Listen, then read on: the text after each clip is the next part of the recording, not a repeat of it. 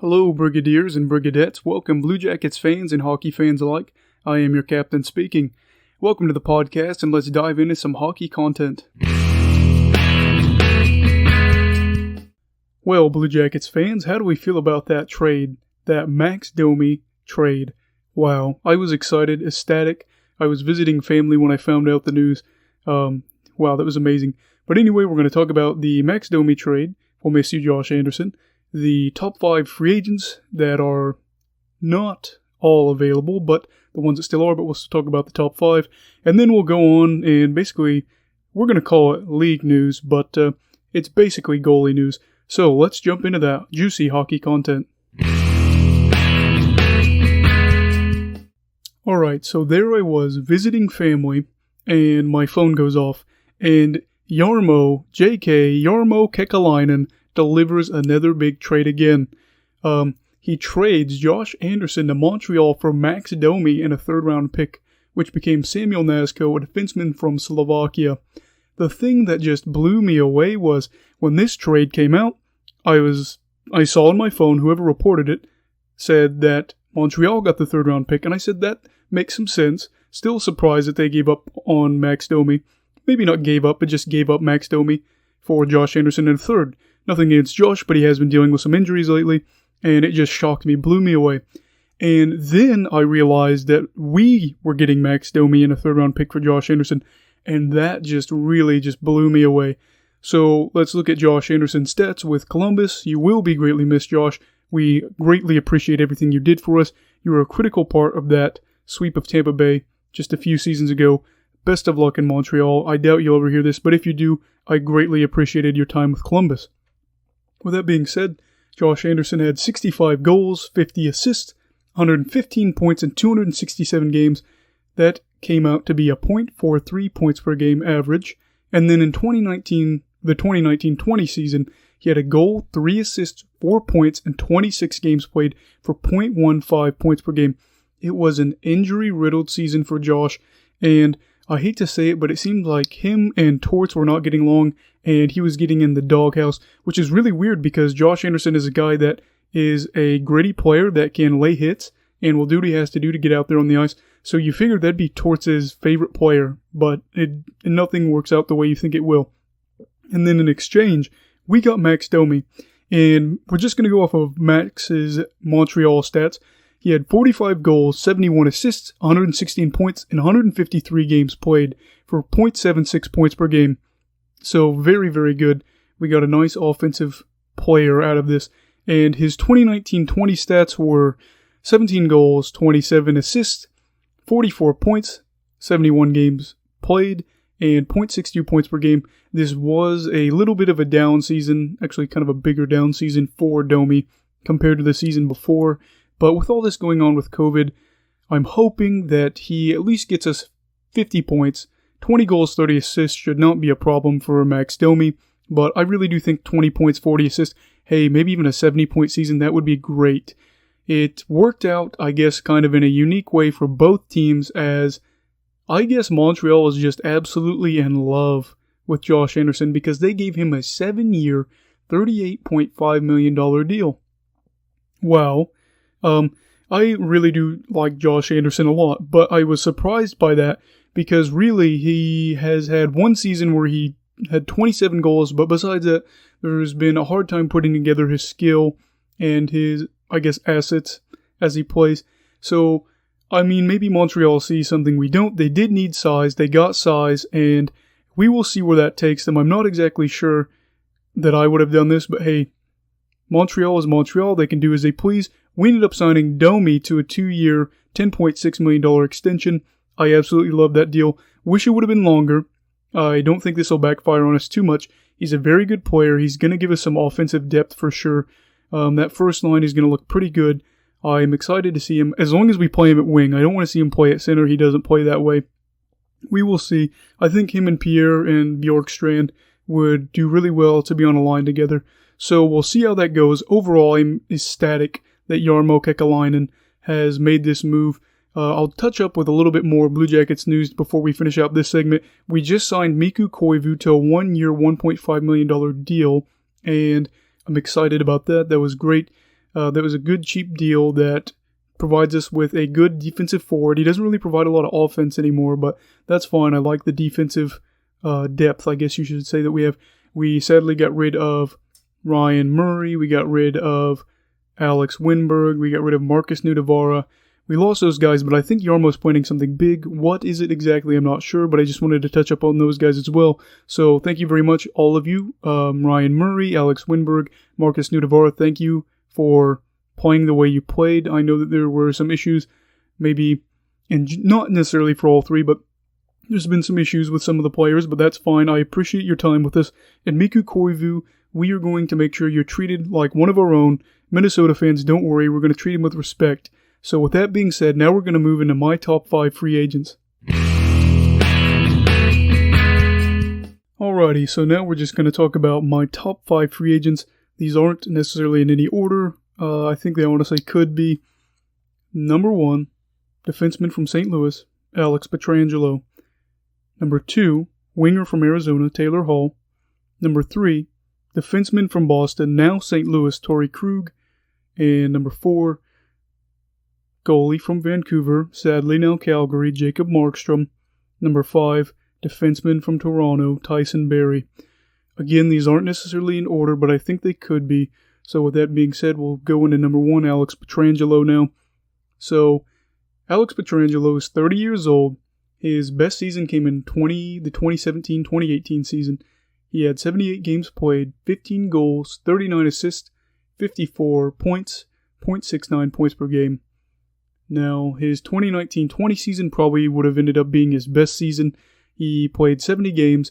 He had 16 goals, 36 assists, 52 points for 0.74 points per game. I really do think that he would have got 20 goals, maybe even 40 assists.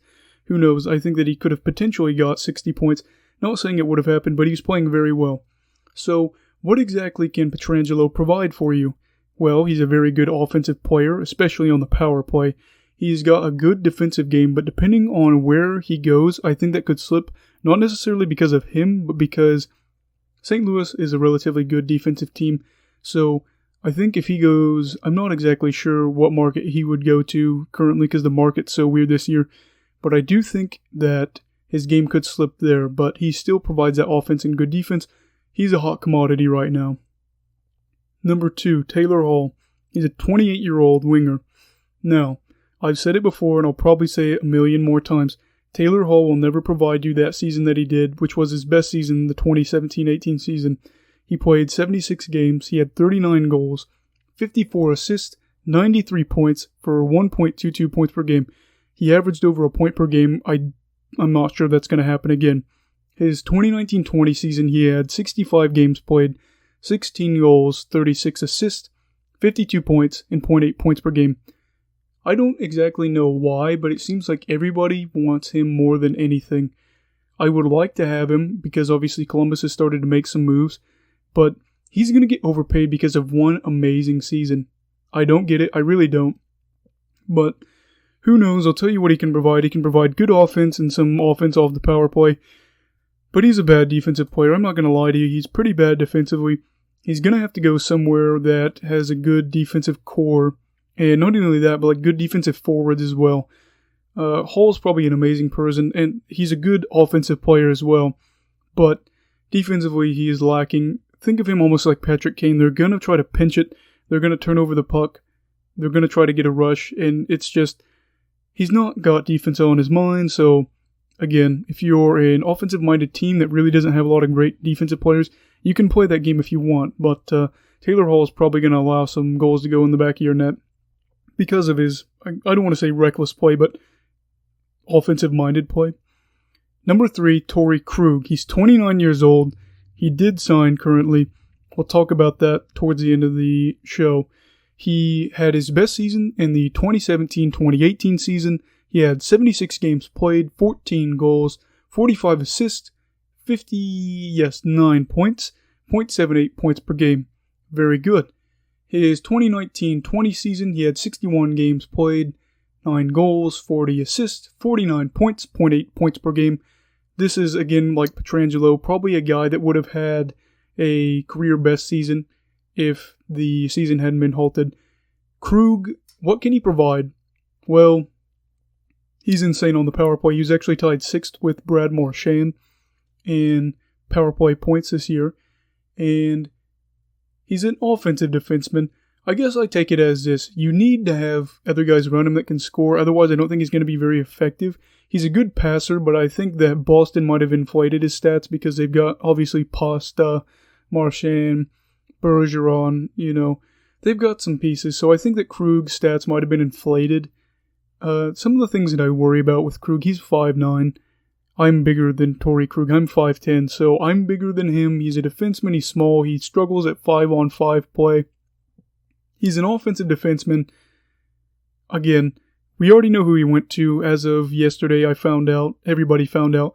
But I don't know if that exactly makes sense. Maybe not the deal in terms of cash. I guess my thinking is if somebody can't really play defense very well and their metrics aren't very good and they only provide offense, especially as a defenseman, you don't give them a long deal. But we'll touch up on that a little bit later. And then number 4, Jacob Markstrom. He's 30 years old. Marky, I love you. And I'm sad to see you go, but we'll touch up on that again later. His career best season was the 2018-2019 season. He had 60 games played, a 28-23-9 record, a .912 save percentage, 2.77 goals against, 1 shutout. The 2019-20 season, 43 games played, 16-4 record, .918 save percentage, 2.75 goals against average, 2 shutouts. I think if we would have been able to play more games and Markstrom would have been a little bit healthier, I think that would have been a career best season as well. It's a shame that some of these guys ended up not being able to best their previous career seasons. So what exactly does Jacob Markstrom provide? Well, I think at the end of the day, when he's healthy, he's going to give you 60-plus starts. And, he's an above-average goalie that will probably fix your problems in net. The thing is, though, don't run him into the ground. Get 50 starts, I think would be pretty good about there. 50, maybe 55. You don't need to be running him in the ground 60-plus starts a season, 60-plus games played. There's no reason for that. I would like to see him be able to stay below that number, around 50 to 55, hang around there. So that way he's good to go in the playoffs because he's going to get tired. I mean, what goalie wouldn't get tired playing that much? It's the fact of the matter that players now aren't going to be able to do that. And I don't think they should have to. I mean, he should be able to be fresh for the playoffs, and they should be able to have a competent backup, whoever he goes to, which we already know he goes to now. Unfortunately, it's whatever. I'm frustrated, but we'll talk about that again later. And then finally, to finish it out, Tyson Barrie. He's 29 years old. His career best season came in the 2018-19 season, 78 games played, 14 goals, 45 assists, 59 points, 0.76 points per game. His 2019-20 season, 70 games played, 5 goals, 34 assists, 39 points, 0.56 points per game. What can he provide? Well, he's kind of like Krug in the sense that he's an offensive defenseman that doesn't exactly play great defense. He, again, like Krug, gets a lot of his points from the power play. And, I kind of look at it as this. He had a down year, and I was actually thinking this before he signed, so it's cool. And my thinking was that since he had a down year, maybe take a 2-year risk for a low amount of money, and I think it'll pay off. And then the team that signed him actually did sign him to a 1-year deal. So it's kind of one of those things where it's a prove-it deal, and I think that it benefits both sides. I wish they would have done a 2-year deal for them, but I'm glad they didn't because I'm not a big fan of them. It's a risk, but I think it's a relatively low risk, especially if he can get it clicking on the power play, which, judging by where he went, he's going to be tearing it up on the power play. But that's my top 5 free agents. That's what I think about that. 3 of them have already signed. The 2 biggest fish, we should say, obviously have not. And I'm not exactly sure where either one of them are going to sign because of this market. But yes, that is the top 5 free agents, my take on them. Now let's get into that league news. It's basically going to be goalies. Alright, now let's get into that league news.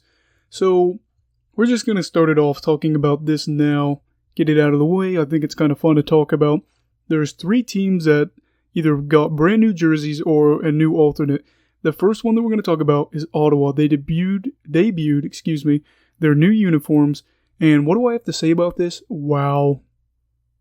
And it's not what you're thinking. I have dogged on it before, and even when I was a kid, I thought they were so ugly. But I'm loving them. I don't know. Ottawa fans, I can't explain it. I apologize for being rude and saying I didn't like him. But the more I see him, the more I love him. The white one, I will say I'm not as big of a fan of. But the black one is a beauty. The logo looks so good. And the shoulder patches, I'm in love with it. If I had more money, I'd get it. And so, congrats Ottawa for having some killer jerseys. I think a good reason that I like it, or the main reason I like it more, is black's my favorite color. And red, I don't think would have looked as good for these jerseys in the sense of like a primary. They'll probably do that as an alternate, but I'd actually, the metal color, the gold that it's supposed to be or whatever, I'd love to see that as like the alternate jersey, like that be the main color of the jersey. I know that'd be a little bit different and I don't see them doing it, but I do think that that could be a possibility. The shoulder patches are just probably one of my favorite in the league. So Ottawa, congrats. Your Beavis and Butthead logo is absolutely just taking over and going probably towards my top 10 favorite jersey combos just from that black jersey. Now, Calgary, they debuted their, quote, new uniforms. They're really just their old uniforms. My take on it is, I like them, but I think I'd like them a lot more if they brought the Black Horse jersey as an alternate from the Iginla era. I think that black's my favorite color, and so Calgary, I will say, I don't think the past uniforms they had this past season and a while before that were great uniforms. I hated how they had it was either the Alberta patch or the Canadian flag. I don't remember exactly. Maybe both on their shoulders. I'm hoping they find a different way to do something about that because I don't like that. So, like I said, I really do like those, but I think adding that black alternate with the horse on it would just be so good. I'd love it a lot. I loved watching Iginla play in it. It's a really cool jersey. And, I kind of look at it as they had a lot of success in those jerseys, so we'll see how that goes. I'm not a fan of Calgary in general right now, but their uniforms are good. Now, Vegas has debuted their alternates, and I think that their new alternates are unique, I guess you could say. They're Vegas. That's what I have to say about that. So, I don't know how I feel about them, actually. I'm just going to be honest with you. I tried to be nice about this. I think when I first saw them, I liked them a lot more than before, but now looking at them, I think that using their secondary logo and having it on a black jersey would have looked so much better. And they ended up going with the gold texture, and it's Vegas, but I can't get behind this one. I think the more that I thought about it and the more I thought, they could have had a black jersey with that secondary logo, which I really like a lot. I thought, they missed out on this opportunity. I don't know. Vegas fans, they seem to either love them or hate them, kind of like the league. And my worry is that they'll phase out the gray jerseys, and I kind of look at it like this. I really like the gray jerseys, so I don't really know, I guess. I don't want them to phase out the gray jerseys, so that's my take on those jerseys. Now, we're going to talk about essentially what it is a lot of goalies. Robin Lehner found a home finally, 5-year, $25 million deal with Vegas. And I think it's one of those things where he finally found a home and he could stay there. It's great. It's really good for him. The thing is Fleury gone? Now, a few days ago, I would have said no. Vegas is all in. They're not going to get rid of Fleury. But the more I look at it, the more I think, there's actually been news articles too, that Vegas is actively trying to ship a second-round pick and they'll take on half of Fleury's salary. So it's looking more and more like they're trying to get rid of Fleury, and I don't think it's necessarily trying to get rid of Fleury as them trying to make a move. So Lehner is the goalie of the future. It looks like Fleury's Fleury's days are numbered there in Vegas, but it's not necessarily that. I think it's the fact that they traded Paul Stastny either yesterday night or today, and it looks like they're trying to make a big move. It looks like maybe Pietrangelo or someone that they're trying to get. I think that it's one of those things that if they do that, they're going to have to move another piece on top of Fleury after they traded out Stastny. And I look at it like this. if you're going to trade Paul Stastny and not get Pietrangelo or somebody like that, then what was the point of it? It just made your team worse. And do I think that their championship window extended? Well, it's kind of a tricky thing to say exactly. But I think maybe. I don't want to get too far into it. I'm not going to say yes because I don't know yet. I don't know if they're going to get Pietrangelo. I don't know. It's just, to me, if you trade Stastny, you better be able to get something to match it. They got a 4th round pick and a D-man out of it. Really, I think Winnipeg won that trade. They keep the Line A rumors down. They pretty much eradicate the Line A rumors. And then they will just be able to have 2 really good lines offensively.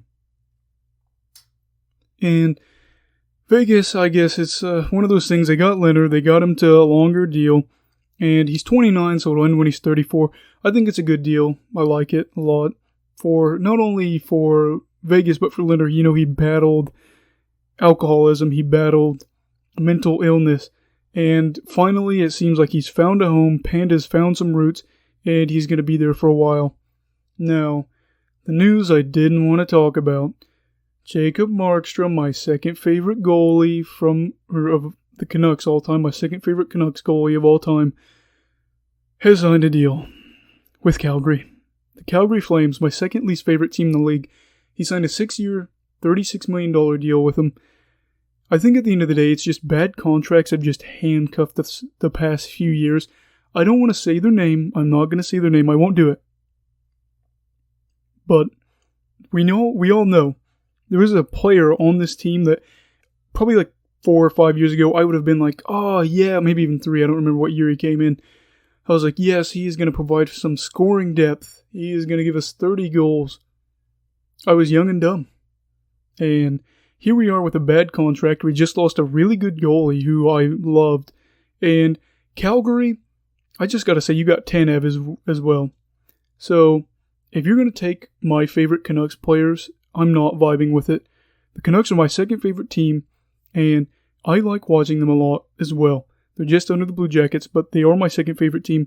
And if you're going to start taking my favorite players off of the Canucks, I'm going to get really mad. So, Calgary, let's not make this a habit, okay? You got a good goalie for 6 years, and you robbed Tanev from us. So, let's just keep it where it's at and leave it be. Not happy with Calgary right now. But the thing is, it's not even like we could keep Markstrom with that. It's just impossible. I will say Markstrom's about to be 31, I think, here in about 2 months. So he's going to be 37-ish when the deal ends. I don't like that part of the deal. But we'll move on from that because that just makes me depressed. Now, Anton Khudobin, he re-signs with the Dallas Stars for a 3-year, $10 million deal. I like it, personally. I think that with Ben Bishop and him, they're going to have to play really, really well together because the team's hurt. I look at this roster and I look at all the things that are coming out about the Stanley Cup Finals and how it's all playing out and all these injuries. Sagan looks like he could be hurt. Ben looks like he could be hurt. Rope Hintz, or whatever his name is. I can't think right now. But they've got a lot of injuries, and if they can't score, they're going to need great goaltending. Heiskanen was hurt as well. Sorry, I forgot to mention that. So if they want really good, like a good standing and to be back in the playoffs, they're going to need to have a good tandem with Bishop and Khudobin. So I like this deal. He's going to be older when it expires, but that's fine. Looking back, I saw that Holtby obviously signed with the Canucks. That means that Thatcher and him are going to split the time in net 1A, 1B. I'm looking forward to seeing how Thatcher does. I didn't like the deal they gave to Holtby, but it's fine. It's whatever. We'll get over it. Welcome, Braden Holtby. We hope that you'll have a good stretch with the team for 2 years. Give Holtby some time or Demko some time to get it all together. We'll see how it goes. Now, Matt Murray was traded to Ottawa for Jonathan Gruden and a second-round pick, which became a goalie out of Finland, Joel Blomqvist, for the Pittsburgh Penguins. I was thinking this is a pretty good trade. I definitely think it's a good trade for Pittsburgh. They got Jonathan Gruden. He averaged over a point per game in the OHL with the London Knights. The London Knights are usually a pretty good team in the OHL. I don't exactly know a lot about the CHL, but I am starting to get into it. I'm following the WHL. Since Canucks are my favorite team, I picked a team from the WHL. So I'm learning. I'm trying to figure it out. We'll see how it goes. But I do think it was a good trade for Pittsburgh. They got a good young player, and they got a good draft pick. They seem to know what they're doing. They drafted Tristan Jarry out of the second round and Matt Murray out of the third round a few years back, like 5-6 years back. So they seem to know how to draft goaltenders. Now for Murray, I think it's a risk for Ottawa, but it could really pay off because he ended up signing a 4-year, $25 million deal with Ottawa. Now remember, Leonard signed a 5-year, $25 million deal with Ottawa. So it's one of those things where I was kind of shocked because Ottawa really paid the man even after he had probably his worst season as a starter in the NHL. And I do think it could pay off. I'm really excited to be able to finally root for Matt Murray. I always feel like I could like Matt Murray if he wasn't on the Penguins, but since he was on the Penguins, I couldn't. But this 4-year, $25 million deal, I think it's a gamble, but we'll see how it goes. I don't know. Murray is somebody that can take over at times. I don't know exactly what's going to happen with Ottawa. My worry is there's a lot of holes on that roster, so who knows how that'll play out. But congratulations, Matt Murray, for getting the bag. Anytime the goalies get a bag and they go to a team I like or they re-sign with a team I like, I love it. Markstrom is probably the main one where I'm like, not excited for a goalie to get a bag. Tristan Jarry now has signed a 3-year, $10.5 million extension with Pittsburgh. It looks like they kind of feel that they invested in Jarry. And he was a second-round pick, I think, in 2013. So, at the end of the day, as soon as Jarry re-signed, this was before Matt Murray, I knew that he was going to get traded to Ottawa. That was Matt Murray was going to get traded. Jarry, it seems like they seem more favorable for Jarry. I kind of expected it. It's whatever. I don't really care about it. At the end of the day, they're the Penguins. I don't care what they do as long as maybe it doesn't help them out. And the fact is they lost Matt Murray, and I think that he could be a decent goalie. And Ottawa might have just won this, but we'll see. And sadly, weird news, but this isn't the weird news, but this is tied in with the weird news. Henrik Lundqvist was bought out by the New York Rangers, and it looks like they think that Alexander Georgiev and Igor Shesterkin are going to be the goalies of the future. There just wasn't enough room in net with Georgiev and Shesterkin. Sad day for Hank, but we all saw it coming. Again, what's weird is just the fact that he signed with Washington, a big rival. And the thing is, a lot of people are saying, oh, he wants to win a cup, he wants to win a cup. The thing is, I don't see Washington winning a cup, especially within a year. I think that they're going in the wrong direction. I think that this team is on the course for a pretty rough rebuild in the next few years. I don't get it, and I think that he should have signed somewhere else. I know the market's weird again, but it is what it is. We'll see how it goes. Thomas Greiss has signed a 2-year, $7.2 million deal with Detroit. I think that could be a good move as long as Greiss performs at an average level. The thing is, New York is a good system, whereas Detroit is a bad defensive team. And with Trotz as the coach in New York, it is one of those things that Greiss might have looked better than what he was. The problem is I think he's going to look worse than what he is in Detroit. But I think that Yzerman is going to try to, fix the problems in net for a while and try to make this team at least a little bit more palatable. They are tough to watch.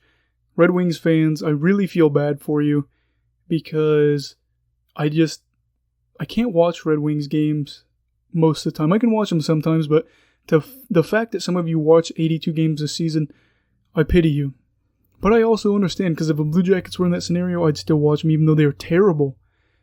Now, we're going to move on from the goalie talk, and we're going to talk about Torrey Krug signing that 7-year deal, $45.5 million deal with St. Louis.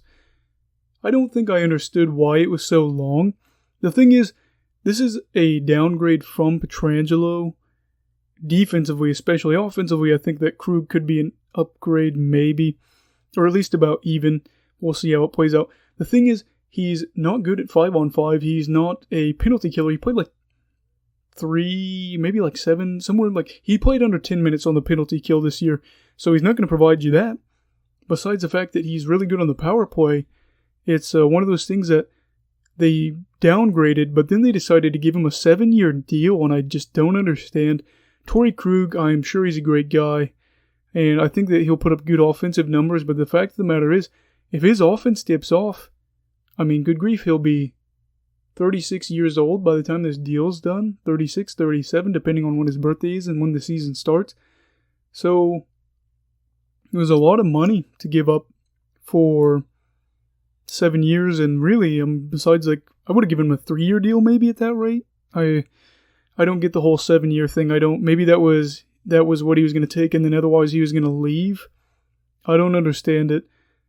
But, hey, I'm not an NHL GM, but I have a feeling this one could backfire, especially on the back end of this deal. But who knows, maybe they're looking at it in St. Louis that if we can get another cup, who cares if it backfires on the back end. Now, the weirdest part that I think that came from this week that was a little bit smaller news, but should have been bigger news, was the fact that Anthony Duclair did not get a qualifying offer from Ottawa. And I look at it like, how? He had 23 goals last year. He was cheap. You probably could have got him cheap. Maybe a 2-year deal. It's a prove-it type deal. I think 2-year deals can be prove-it type deals.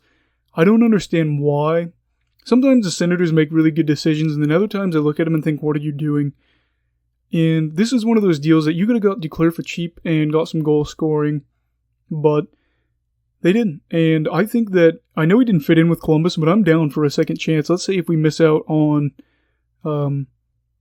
Taylor Hall, which we probably will. I don't know what's going to happen there. I'm not going to try to speculate too much. It seems like the Blue Jackets are up to something. You don't just trade out those guys and not do anything. I mean, you're not going to trade out all those guys and get Mikko Koivu. No disrespect to Mikko Koivu, but you're not going to do that simply for Mikko Koivu. So, if we miss out on Taylor Hall, I think I would really like to get Anthony Duclair. We won't, but there's still a few pieces out there. Mike Hoffman, I don't think has signed a deal yet. And I feel risky on that one. I'd give him a 2-year deal. But with Hoffman, Duclair, there's a few other guys that I would possibly get. Oh, I forgot to mention, Tyson Barrie signed a 1-year prove-it deal with the Oilers, and I think that he is just going to tear it up with the Oilers, especially on the power play. This team is going to make his numbers look good. I think that Edmonton honestly should have tried to do a 2-year deal with him, so they could have had him for 2 years instead of 1, because I think what's going to happen is he's going to have a good season offensively, especially on the power play. He's just going to put up great numbers, and then they're going to lose him. They're going to lose him in free agency, and they're going to be left shaking their head thinking, why didn't they at least do a 2-year deal? I could be wrong, but for the price they paid, I think it was a good deal. Tyson Barrie is probably going to get a decent contract next year. Maybe it is with the Oilers, but I don't see it. But that wraps up everything for the podcast for this week. Stay safe from COVID. Have a great week, and just, live your life to the fullest. That's all for now, folks. Goodbye, Brigadiers and Brigadettes, and hockey fans in general. This is your captain signing off. Have a great week.